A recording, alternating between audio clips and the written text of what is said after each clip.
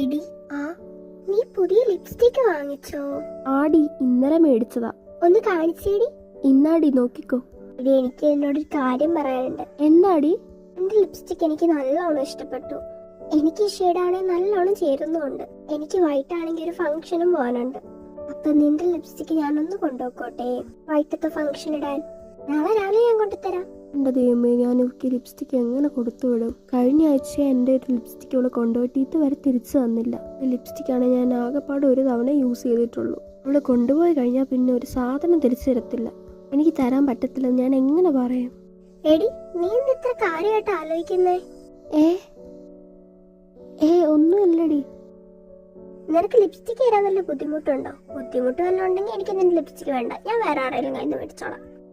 നീ ഇത് കൊണ്ടുവെക്കോ, എനിക്ക് പിന്നെ തന്നാ മതി. നീ എനിക്ക് തരുമെന്ന് എനിക്കറിയാം, ഞാൻ ചുമ്മാ പറഞ്ഞ. എന്നാ ശരിയടി, ഞാൻ പോവാ. ബൈ.